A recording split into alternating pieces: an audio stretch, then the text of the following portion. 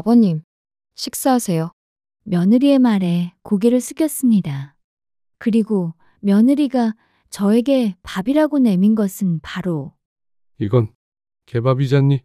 며느리가 저에게 내민 것은 생선가시와 먹다 남은 소세지 그리고 온갖 오물들로 가득한 그러니까 자기들이 먹다 남은 음식물 찌꺼기였습니다. 하지만 며느리는 저에게 웃음을 지으며 말하더군요. 에이, 아버님, 무슨 말씀이세요? 개밥이라니요. 며느리가 차가운 손으로 저의 머리를 쓰다듬으며 말했습니다. 그 아이의 두 눈은 마치 뱀처럼, 살모사처럼 세모났습니다. 오늘 아버님께서 드실 일용할 양식인걸요. 오늘 이야기는 유독 충격적입니다. 69세 권하현 씨의 놀라운 이야기와 반전. 지금 바로 시작하겠습니다. 이 사연은 여러분의 구독과 좋아요 덕분에 구성되었습니다. 저는 69세의 권하연입니다. 한평생 공사판에서 일을 했고 남부럽지 않게 살아왔어요. 비록 풍족하지는 않았지만 착한 아내와 순한 아들 덕분에 인생의 맛이라는 걸 알면서요. 그런데 모든 것은 며느리인 신사연이 들어오면서 시작되었습니다. 아들을 통해 며느리의 이름을 처음 들었을 때 저는 되물을 수밖에 없었습니다. 네 여자친구 이름이 뭐라고? 사연이요. 신사현. 좀 특이하죠? 아니, 특이한 걸 넘어서 조금 꺼림칙할 정도인데 무슨 사람 이름에 뱀사자자를 써? 저도 처음에는 놀라기는 했어요. 그런데 나중에 알고 보니까 그냥 집안 어르신들이 좋은 뜻에서 지어준 거더라고요.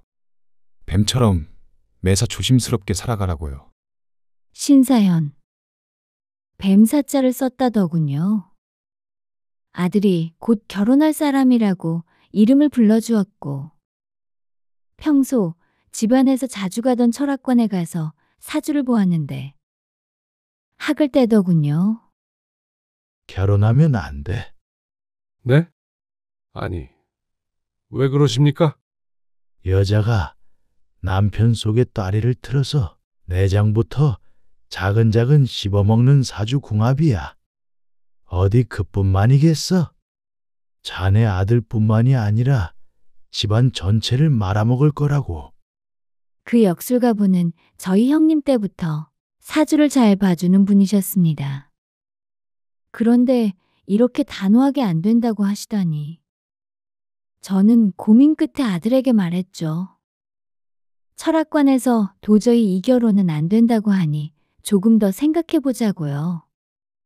하지만 그런데 이미 늦어버렸는걸요? 응? 늦었다니? 그건 또 무슨 소리냐? 임신했어요. 뭐, 사연이 아기 가졌다고요. 조심하려고 했는데 어쩌다 보니까 그렇게 되더라고요.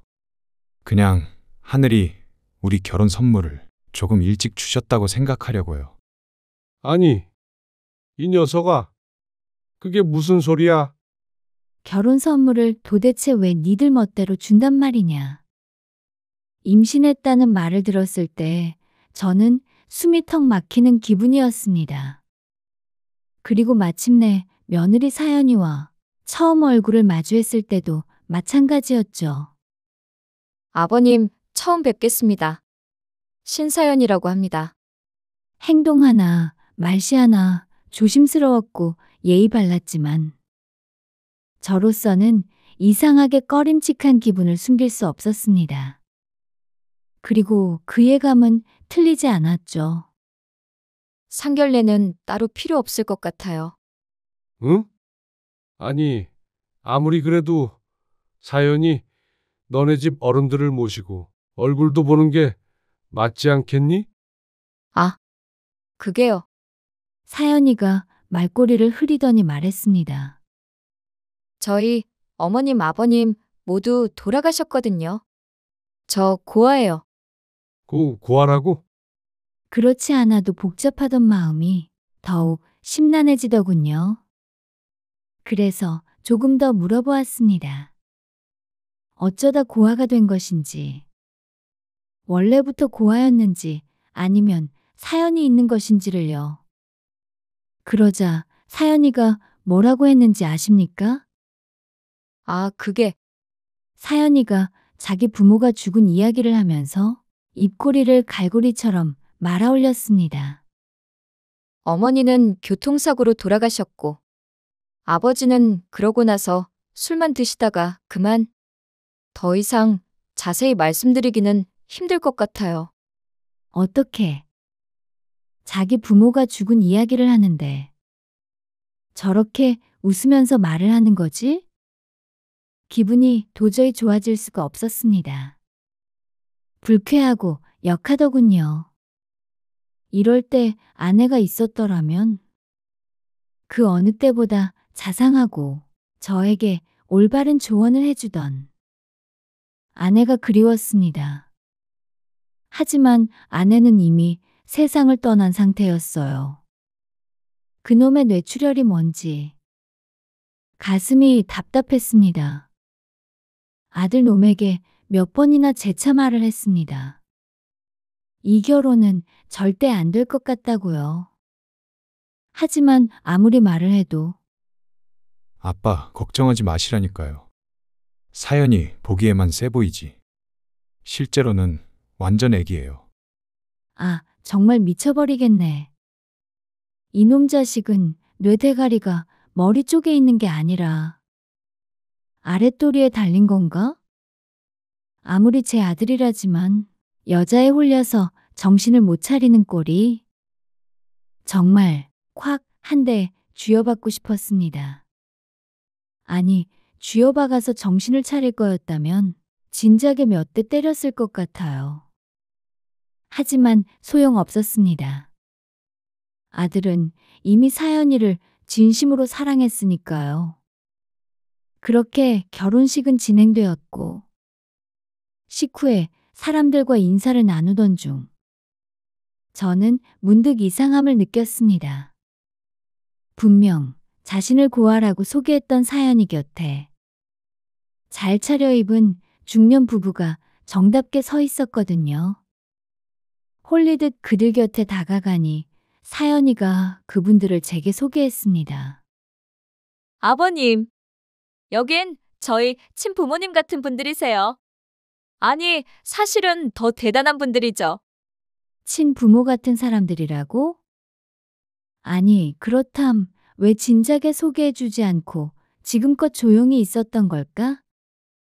의문에 마침표가 찍어지기도 전에 두 사람이 저에게 인사를 했습니다. 이야기 많이 들었습니다. 우리 사연이 잘 부탁드립니다. 아니요, 아닙니다. 그나저나 저는 두 분에 대해 이야기를 들어본 적이 없는데 혹시 사연이랑 어떤 사이이신지? 아, 저요? 중년 여자가 입을 열었습니다. 사연이랑 같이 성경 공부를 하는 사이예요. 매일 같이 통화도 하고 즐겁게 이야기도 나누죠. 성경이요? 그럼 교회에 다니시는 건가요? 아, 그게 일반 교회는 아니고 일반 교회가 아니라고? 이상함을 느끼려던 찰나 사연이가 요사스럽게 끼어들었습니다. 아, 아버님, 저쪽에도 손님이 있어서 저희는 그만 인사드리러 가볼게요. 사연이가 두 중년을 이끌고 도망치듯 사라졌습니다. 정말 이상했습니다. 도대체 뭐지, 저 두 사람은? 기분이 불쾌했습니다. 마치 독극물이 담긴 물잔을 저의 집안에 들인 기분이었어요. 아니, 사연이를 집안에 들였으니 정말 살모사 한 마리를 집안에 들어오도록 한 것 같았죠. 그리고 나중에 아들에게 들어보니 아, 그거요. 네, 맞아요. 사연이 교회 다녀요. 그냥 조금 특이한 곳이라 그렇지. 사이비더군요. 두 눈이 질끈 감겼습니다. 예비 축복교회라던가? 이름도 현란했습니다. 한숨이 절로 나오더군요. 아니, 그런 일이 있었으면 진작에 나한테 말을 했어야지. 그게 아빠는 원래부터 종교도 안 믿으시고 사이비 냄새만 나도 싫어하시잖아요. 하지만 걱정하지 마세요. 제가 직접 가봤는데 정말 다 멀쩡하고 사람들도 괜찮아요. 그때 결혼식장에서 교주님 부부도 보셨잖아요. 교주님 부부? 설마? 네, 사연이가 소개해 드렸다고 하던데 친부모님 같은 분들이라고. 아, 그 인간들이었구나. 저는 몰려오는 두통에 이마를 짚었습니다. 전두엽이 통째로 뽑혀나가는 기분이었어요. 친부모보다 친부모 같은 사이비 교주라니. 그리고 거기에 깊이 매혹된 것이 바로 나의 며느리라니. 불안했습니다. 미치도록 불안했고, 결혼을 반대하던 역술가분의 말씀이 머리에 맴돌았어요. 절대 안 돼. 둘이 결혼하면 자네 아들은 물론이고 집안 전체를 말아먹을 여자야. 맹독 살모사를 집안에 들이는 꼴이라고. 하지만 이미 일은 걷잡을 수 없이 진행되고 있었습니다. 저는 처음에는 며느리의 종교 생활을 존중하려 했습니다. 어떤 믿음을 가지고 있건 간에 가족의 평화에 도움이 된다면 그것으로 족하다고 생각했죠. 하지만 나중에 보니 그게 전혀 아니더군요. 시작은 사연이의 부탁이었습니다. 아버님, 저 소원이 하나 있어요. 소원? 뭔데 그러니? 그게 아버님 집에서 간단하게 모임을 좀 가질 수 있을까요? 이번에 성경 공부 모임을 하려고 하는데 장소가 마땅치 않아서요. 저희 집은 너무 좁아서 여러 사람이 모이기에는 불편하거든요. 그리고 그때였습니다. 사연이가 슬쩍 다가와 저에게 팔짱까지 끼는 게 아니겠어요? 심지어 자기 남편 앞에서요. 아버님, 한 번만 부탁드릴게요. 네? 얘가 이런 면이 있었나? 지금껏 봐온 모습하고는 많이 다른데. 그때까지 봐왔던 사연이의 모습은 그냥 평범하면서도 종교가 다소 특이한 아이였습니다. 그런데 이렇게 자기 남편 앞에서도 스스럼 없이 다가와 애교를 부리다니. 뭐, 일단 알겠다. 알겠으니까 팔짱은 좀 풀고 이야기하자. 저의 말에 사연이가 그제야 멋쩍은 미소를 짓더군요. 아, 죄송해요, 아버님. 아무렇지도 않은 미소를 지으며 사연이가 뒤로 물러났습니다. 저는 결국 사연이의 요청을 들어주기로 했습니다. 한 달에 한 번뿐이기도 했고, 사연이의 말대로 아들 부부의 집은 모임을 가지기에는 다소 좁았거든요. 그리고 마침내 그날이 되었습니다. 사연이가 자기 교회 사람들을 데리고 온 것이죠. 안녕하세요. 이야기 많이 들었습니다. 이렇게 저희를 위해 공간을 대여해 주셔서 정말 감사해요. 주님이 축복하실 거예요. 집에 찾아온 사람들은 생각보다 나쁘지 않았습니다.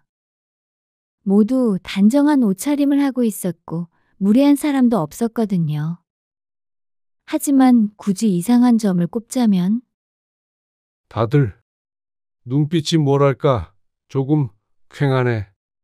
사연이는 그 사람들을 각각 형제 혹은 자매라고 불렀습니다. 서로를 가족처럼 대하고 진심으로 가족이라 믿겠다고 하더군요. 그렇게 한 달, 두 달, 세 달째. 조금씩 시간이 지날수록 사연이와 교회 사람들은 저의 집을 사용하는 것을 거리낌 없이 여기는 것 같았고, 저도 점점 적응을 해나갔습니다. 하지만 불편한 것들도 서서히 드러나고 있었죠. 아버님, 이거 별거 아니지만 감사 선물이에요. 시작은 사연이의 작은 선물이었습니다. 그저 아무것도 아닌 햄 선물 세트. 하지만 그것과 함께 주어진 것은 그냥 삼켜넘기기에는 무척이나 불편한 것이었습니다. 저희랑 같이 성경 공부를 해볼 생각은 없으세요? 바로 종교 권유였죠. 사연이가 살풋이 웃으며 한 말이었습니다.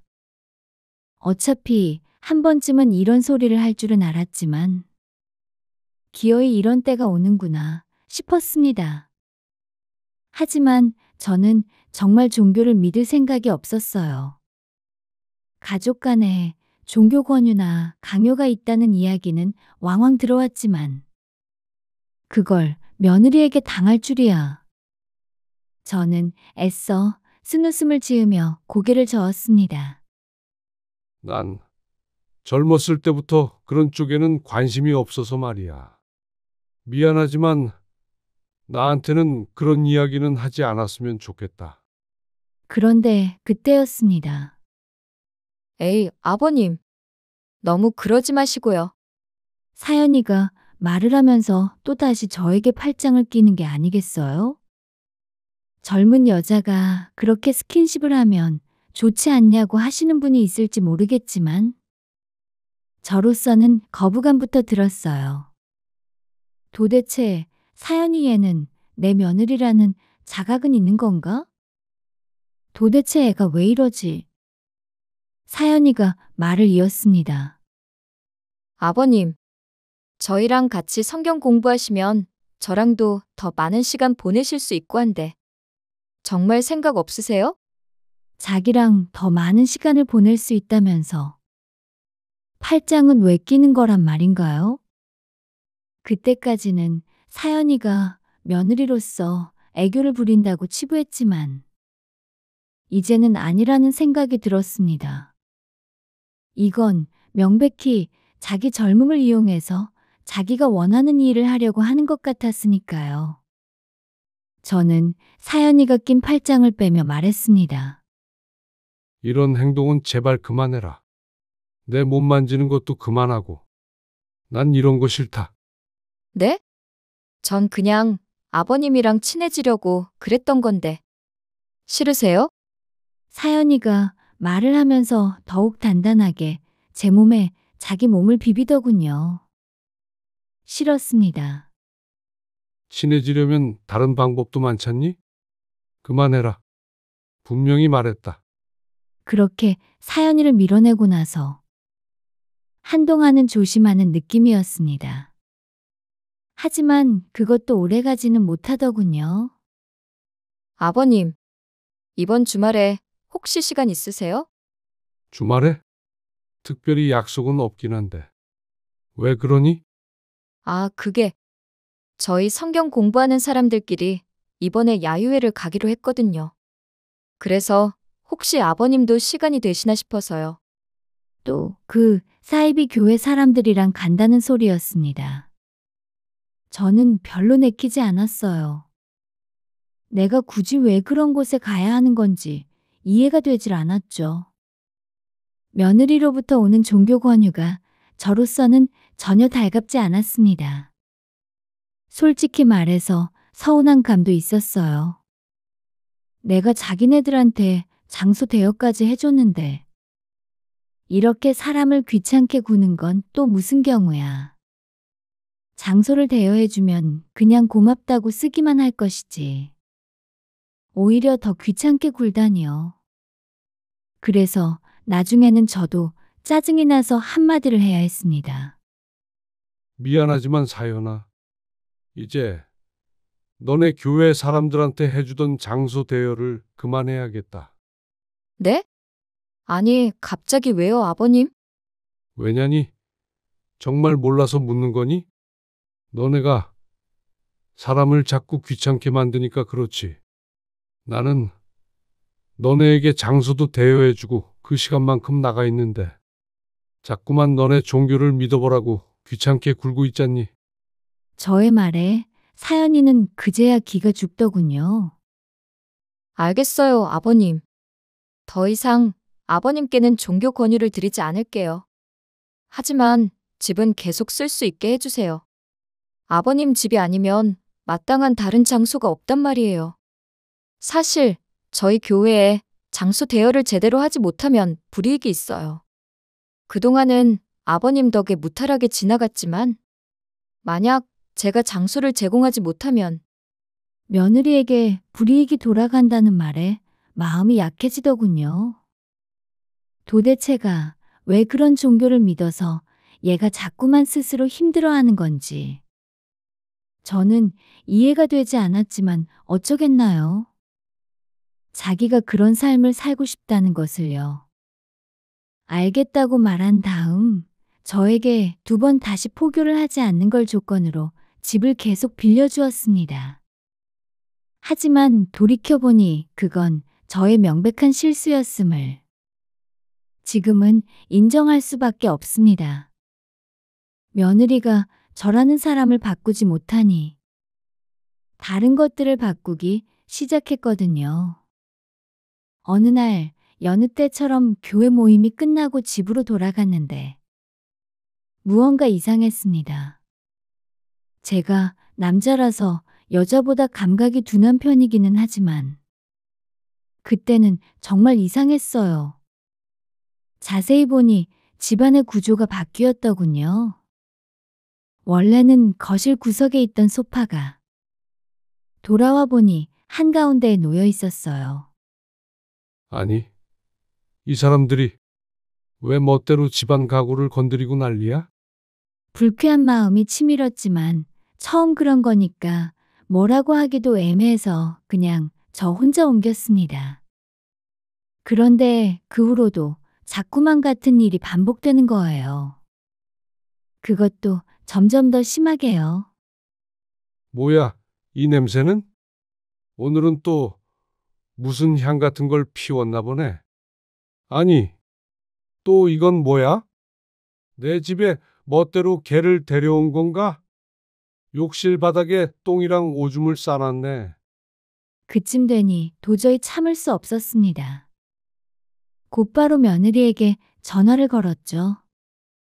사연아, 너 우리 집 상태 확인하고 간 거니? 네? 무슨 일 있나요? 무슨 일이 있냐고? 그래, 아주 대단한 일들이 벌어졌더구나. 집안 곳곳에 이상한 향 냄새가 진동을 하고 욕실 바닥에는 오물 범벅이고 이게 대체 무슨 짓거리야? 아, 그거요. 맞아요, 아버님. 저도 아버님께서 보시고 놀라실까봐 걱정하기는 했어요. 처음에 사연이는 사과하듯이 말을 시작했습니다. 하지만 계속 들어보니 그것은 사과가 아니더군요. 아버님, 그런데요. 그 향은 사실 저희의 감사한 마음을 담은 특별 선물이에요. 뭐, 선물? 네. 사실 그 향이 저희 교주님께서 100일 기도를 하면서 내내 꼭 쥐고 계셨던 약초로 만든 거거든요. 그래서 그 향이 집안을 가득 채우면 집주인이 장수하고 근심 걱정이 싹 사라지는 정말 영험한 향이에요. 얼씨구. 이러다가는 곧 공중부양도 한다고 하겠네 싶었습니다. 저는 어디까지 하나 싶어서 어디 계속 말해보라는 듯 물었습니다. 그래서 그럼 우리 집 욕실의 그 우물은 어떻게 설명할 거냐? 그건 말이죠, 아버님. 저희 실수이기는 해요. 드디어 자기 잘못을 인정하나 싶었는데 사실 저희가 그렇게 행동한 이유는 성경 말씀을 그대로 따른 거거든요. 미리 잘 설명을 드렸어야 했는데. 놀라셨죠? 성경?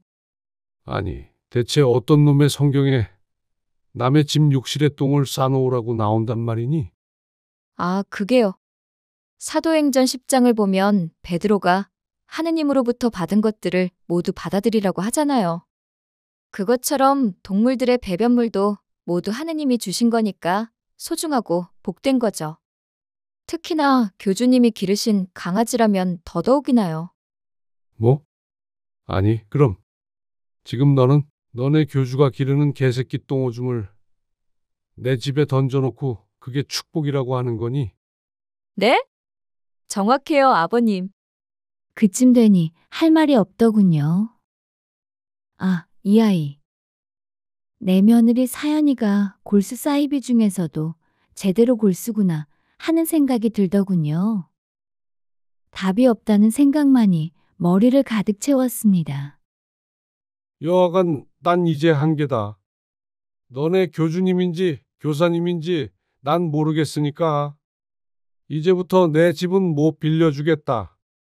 너네 집 안방에 그놈의 축복들은 푸짐하게 싸달라고 하고 난 여기까지라고. 아, 아버님. 하지만은 뭐가 하지만이야. 난 마음 바꿀 생각 없으니까 이만 끊어. 그렇게 끝났다고 생각했습니다. 사연이와 그놈의 지독한 미치광이 종교와의 갈등이 말이죠. 하지만 알고 보니 그것은 더 심한 갈등들의 시작이었더군요. 새벽에 이게 무슨 소리지? 사연이와 거친 통화를 마친 지 불과 며칠 후. 늦은 새벽밤에 바깥 현관 쪽에서 시끄러운 소리가 들려왔습니다.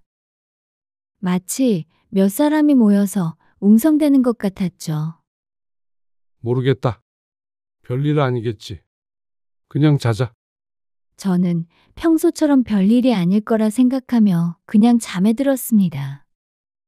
그런데 다음 날 아침 잠시 외출을 하려고 현관을 지나던 저는 깜짝 놀랄 수밖에 없었습니다. 뭐야 이게? 내 집 현관문에 누가 이따위 낙서를? 사탄, 마몬, 신의 은총을 저버린 자. 빨간 페인트로 온갖 끔찍한 글귀들이 저의 현관에 칠해져 있었습니다. 아니, 자세히 보니 그건 단순한 빨간 페인트가 아니었습니다. 이건 피잖아. 피, 그것도 악취가 진동하는 동물의 피 같았어요. 그 모습을 본 주변 이웃들도 깜짝 놀랐고, 저도 놀랐으니 당연하게도 경찰에 신고했습니다.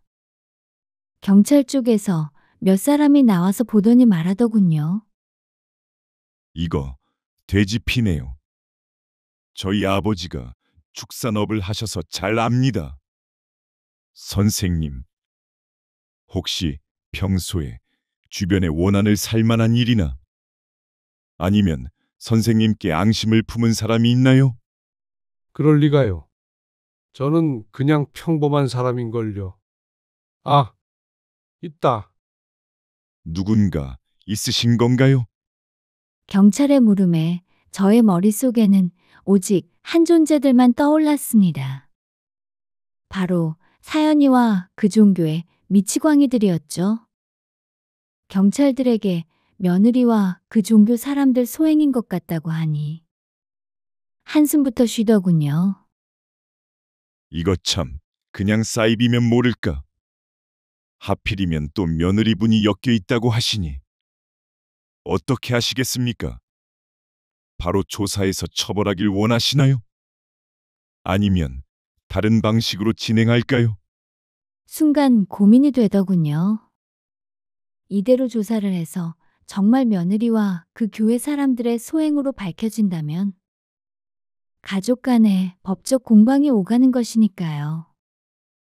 인터넷에서는 가족 간에도 거리낌 없이 고소를 하고 처벌을 하지만 사실 그걸 현실에서 하는 건 정말 쉽지 않은 일이잖아요. 그래서 고민 끝에 제가 입을 열었습니다. 일단 제가 먼저 며느리와 통화를 해봐도 될까요? 그러시죠. 어차피 CCTV 기록 같은 거야 아파트 내에 다 있을 테니까요. 통화 후에 어떻게 결정하셨는지 저희에게 알려주시기 바랍니다. 경찰관들이 떠난 후 저는 휴대폰을 들고 한참을 고민했습니다. 정말로 며느리의 소행일까? 머리로는 알고 있었습니다. 시기가 너무 절묘했고 저희 집에 사탄이니 마몬이니 그따위 글귀를 적을 인간들은 그 교회 사람들 뿐이라는 것을요. 하지만 하필이면 그게 제 며느리다 보니까 그걸 인정하는 것이 정말 쉽지 않았어요. 마찬가지로 그걸 확인하기 위해 전화를 거는 것도 쉽지 않았죠. 하지만 결국 저는 통화 버튼을 눌렀습니다. 저를 위해서만이 아니라 집안의 평화를 위해서라도 해야 하는 일이라고 믿었거든요. 하지만 막상 전화를 걸어보니 일은 생각보다 쉽게 끝났습니다. 아버님, 정말 죄송해요. 저는 정말 어떻게든 말려보려고 했는데 다들 이성을 잃었어 가지고. 사연이가 몇 마디 추궁을 하기도 전에 쉽게 인정을 했거든요. 그래서 저는 다소 맥이 빠지는 기분도 없지 않았지만 사연이의 절절한 호소에 마음이 누그러지기도 했습니다. 사연아, 솔직히 말해서 이번 일을 네가 사과했다고 그냥 넘어가는 게 맞는지 모르겠다. 정말 죄송해요, 아버님. 제발 한 번만 용서해 주시면 두 번 다시 이러지 않을게요. 제가 정말 잘못했어요. 제발 정말 나쁜 년이에요. 한 번만 용서해 주세요. 그리고 사연이가 말꼬리를 흐리며 말을 이었습니다. 저 임신했어요. 아버님을 협박하는 건 아니지만 이대로 제가 애까지 가진 상태에서 경찰서를 드나들 수는 없는 거잖아요. 네? 아니, 내 손주를 임신했다고? 갑작스러운 말에 저는 당황스럽기도 했지만 일단은 축하의 말을 전했고 사연이는 저에게 사과의 말을 제차했습니다. 제가 두 번 다시 이런 일이 벌어지지 않도록 제대로 단돌이 할게요. 그리고 저도 이제 그 교회에서 나갈 생각이에요. 뭐? 정말이니? 정말이고 말고요. 사실 제가 몇 번이나 당부를 했었는데 제 말을 모두 무시하고 그 교주 여자가 멋대로 일을 저지른 거라서요. 저도 이번에 정이 떨어졌어요. 아버님만 기회를 주시면 제가 그 사람들이 모두 청소하고 원상복구하도록 할게요. 뱃속에 있는 제 아이까지 걸고서 맹세드려요. 사연이의 말에 저는 반신반의하면서도 설마 자기 아이까지 걸고서 하는 말인데 허튼 소리를 할까 싶었습니다. 그래서 딱 한 번만, 정말 마지막으로 한 번만 더 믿어보기로 하였죠. 그리고 다음 날 아침, 정말로 그 교회 사람들이 우르르 왔더군요. 결혼식장에서 보았던 교주 여자가 와 있었습니다. 정말로 면목이 없습니다. 저희가 잠깐 이성을 잃었었나 봐요. 그간 너무 소중하게 잘 쓰던 공간이었는데 갑자기 잃게 되니까 너무 아쉬워서. 이런저런 중언부언 사과들이 많았지만 저는 간단하게 무시하며 말했습니다. 됐고, 얼른 당신들이 저지른 일이나 원래대로 치우세요. 알겠습니다. 말씀대로 해야죠. 그럼 정말 실례지만 댁에 있는 수도를 좀 써도 될까요? 아시다시피 돼지피는 세제로 박박 닦아야 해서요. 정말 가지가지 하는구만. 알아서 하세요. 저는 그들에게 집 안에 들어가도록 비켜주었고 그때였습니다. 잡아. 당신들 지금 뭐 하는 거야? 불과 1분 전까지만 해도 죄인처럼 굴던 인간들이 문이 열리자마자 순식간에 물의 배로 변했습니다. 저의 양팔을 붙잡고 집안에 들이닥치고는 문을 닫았죠. 제가 악을 지르기도 전에 남자 신도들이 저의 입을 수건으로 틀어막았습니다. 매캐한 약품 냄새가 났습니다. 점점 정신이 몽롱해졌습니다. 저의 귓가에 교주 여자의 목소리가 들려왔습니다. 정신이 어지럽죠? 어지러울 거예요. 푹 자고 일어나면 모든 게 끝나 있을 테니까 걱정 말고 모든 걸 주님께 맡기세요. 그게 마지막 기억이었습니다. 감각이 돌아오고 나서 가장 먼저 느낀 것은 악취, 그리고 제 몸을 무언가 기어다니는 감각이었습니다. 뭐야? 눈을 뜬 저는 제 몸을 기어다니던 커다란 바퀴벌레를 발견하고 쏘스라치게 놀라 쳐내었습니다. 여긴 또 어디지? 이윽고 제가 깨어난 장소를 둘러보았습니다. 그곳은 저의 집이 아니었습니다. 난생 처음 보는 비좁은 원룸이었습니다. 벽지에는 곰팡이가 시커멓게 피어 있었고 곳곳에는 담뱃재인지 그을음인지 알 수 없는 것들이 켜켜이 쌓여 있었습니다. 그때였습니다. 바깥에서 문을 여는 소리가 들렸어요. 하지만 그것은 정상적이지 않았습니다.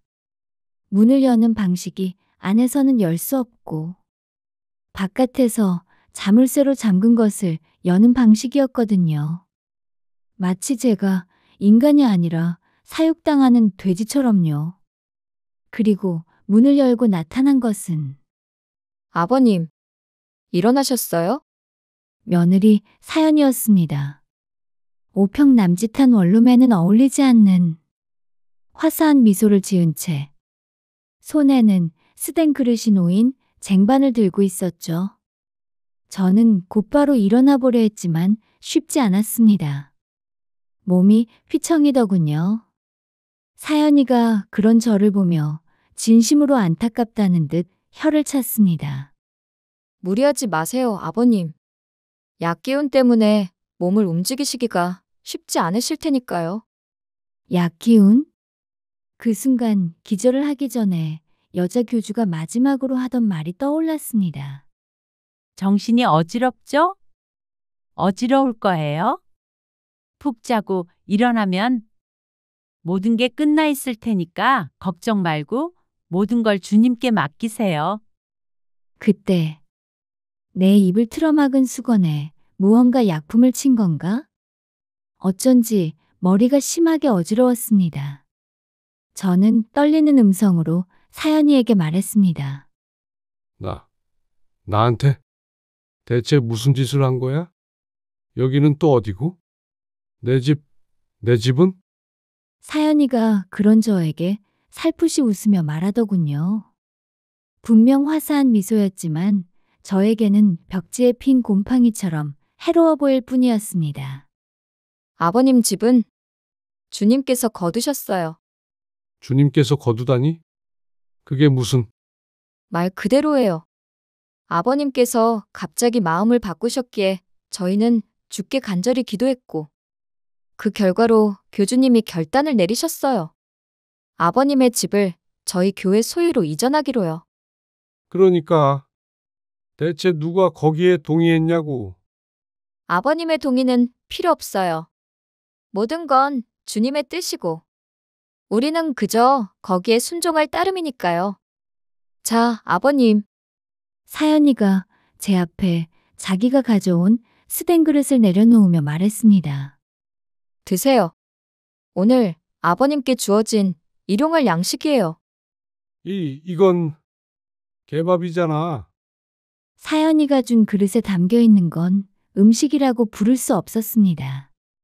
퉁퉁 불어터진 밥알과 면발, 먹다 남은 생선가시와 콩나물들이 뒤섞인 누가 봐도 그냥 음식물 쓰레기였습니다. 저는 그것을 한 손으로 쳐내며 말했습니다. 이게 대체 뭐 하는 짓이야? 사연이 너 정말 정신이 나가기라도 한 거니? 정말 미쳐버린 거야?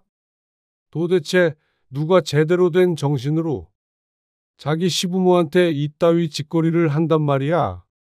아버님, 아버님, 사연이는 되려 그런 제가 안타깝다는 듯 바라보더군요. 아버님은 저와 육으로 맺어져 있지만 성경 말씀에서는 육체로 맺어진 인간 부모보다 영으로 우리를 낳으신 하느님 아버지께 순종하라고 나와 있어요. 그게 대체 무슨 소리야? 알아듣지도 못하겠는 소리는 집어치우고 당장 날 여기서 내보내줘. 제가 사연이를 밀치고 나가려는 순간 건장한 장정 2명이 저를 강제로 방 안에 눕혔습니다. 이거 놔. 놓으라고. 너네들. 이거 명백히 범죄야. 저는 간절한 마음을 담아 외쳤지만 사연이는 그런 저를 내려다보며 말했습니다. 아버님, 설마 제가 그걸 모르고 이랬을 것 같으세요? 그렇게 시간이 흘렀습니다. 13일. 제가 곰팡이가 가득한 그 5평짜리 원룸에 갇힌 날수였습니다. 시계도 없는 방 안에서 하루가 나고 지는 것을 알 수 있었던 것은 손바닥만한 작은 창을 통해서였습니다. 햇살이 비치면 아침이고 어두워지면 밤이었죠. 처음 며칠은 자유에 대한 갈망 때문에 고통스러웠지만 번번이 탈출 시도가 좌절되고 나니 저에게 찾아온 것은 이대로는 더 이상 버티고 싶지 않아. 절망이었습니다. 하지만 치밀하게도 이 미치광이들은 저에게 쇠로 된 어떤 물건도 주지 않았습니다. 긴끈이나 위협이 될 만한 어떤 것도 주지 않았죠. 숟가락은 플라스틱에, 물컵도 종이컵에 주었습니다. 그러던 어느 날이었습니다. 불이요? 바깥에서 문을 철통같이 지키던 장정들의 외침이었습니다. 불이 났다고? 무기력하게 방에 웅크리고 있던 저는 깜짝 놀라 일어났습니다. 저는 황급히 문에 대고 외쳤어요. 문. 얼른 문을 열어줘요. 그래야 나도 나갈 수 있을 거 아니에요?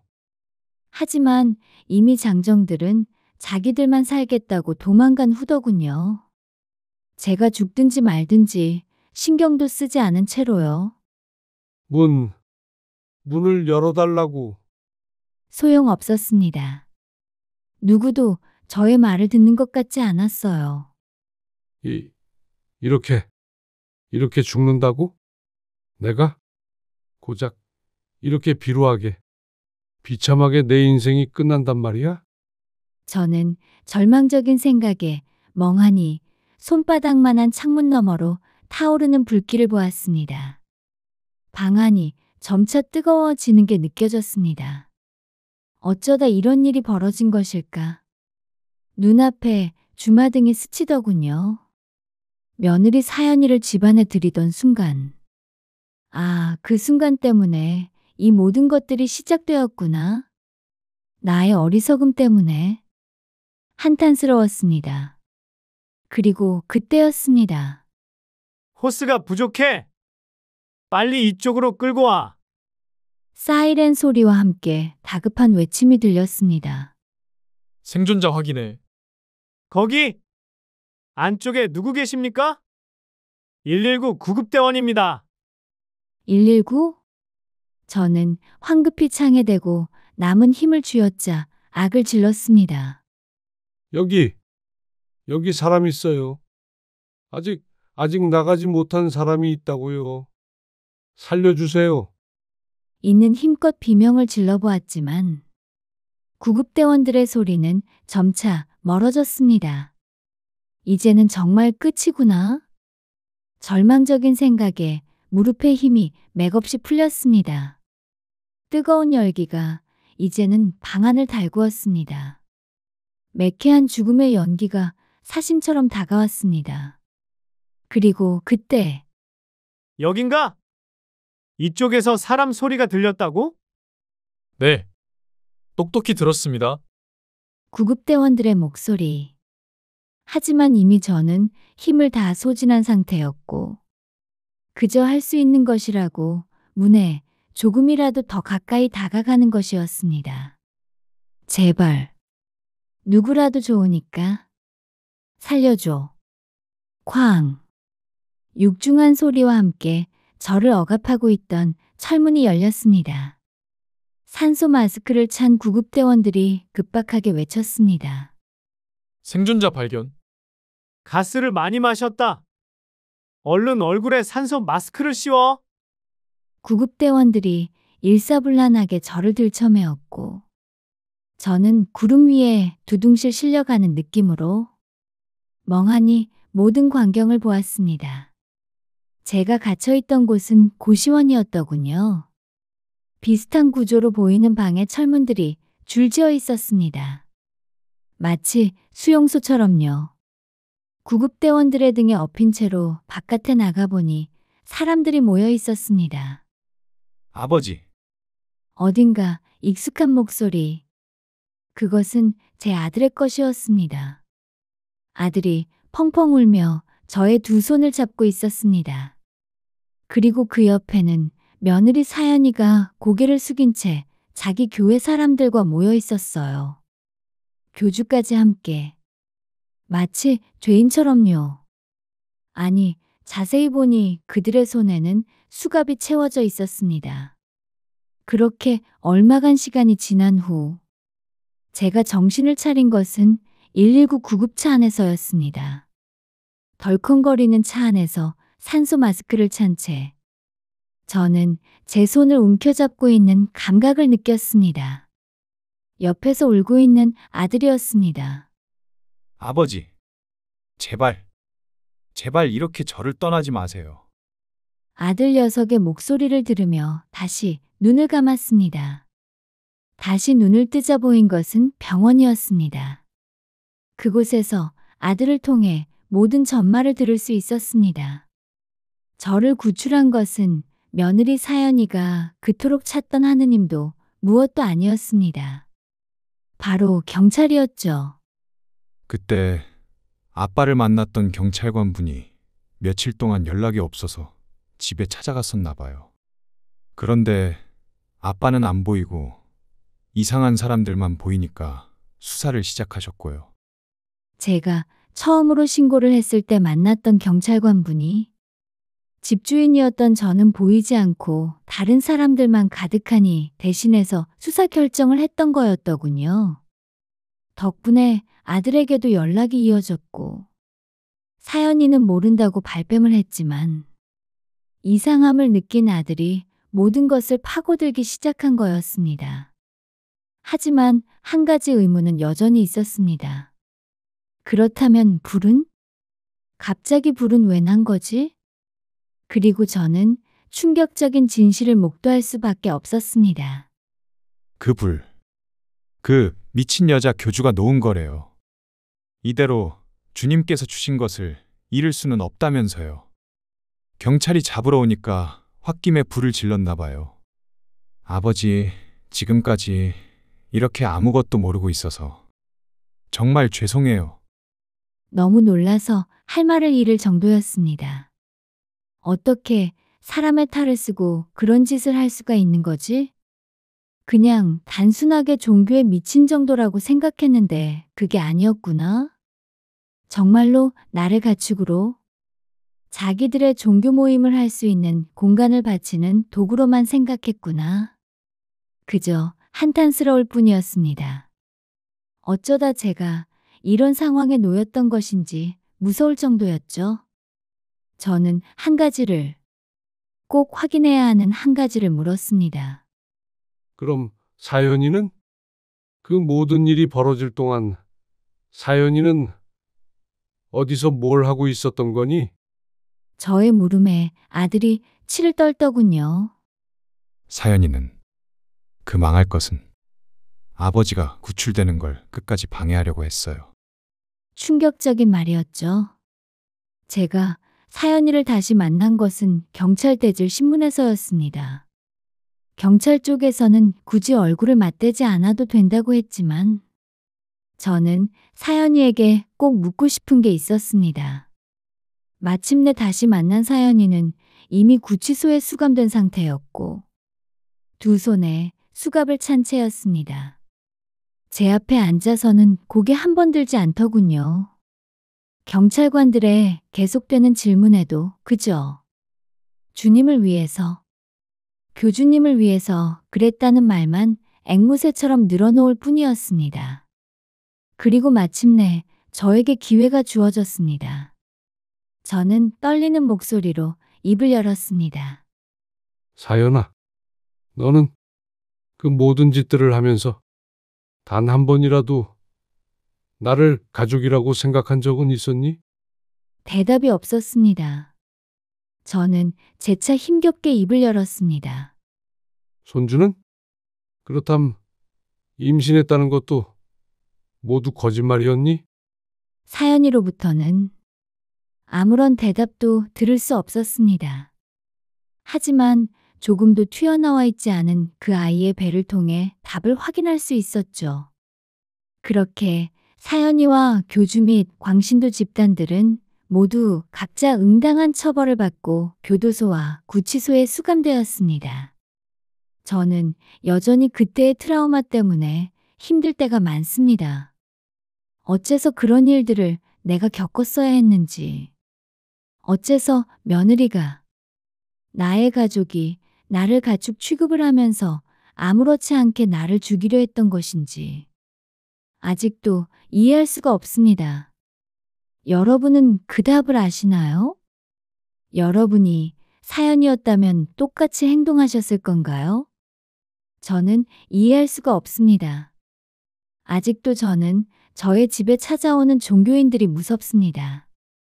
그전에는 종교에 대한 두려움이 없었지만 이제는 종교가 두렵고 그것을 믿는 사람들이 두렵습니다.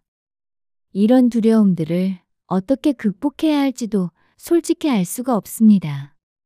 저에게 많은 말씀을 하신 분들이 있었지만 솔직히 여전히 저는 혼란스럽고 힘듭니다.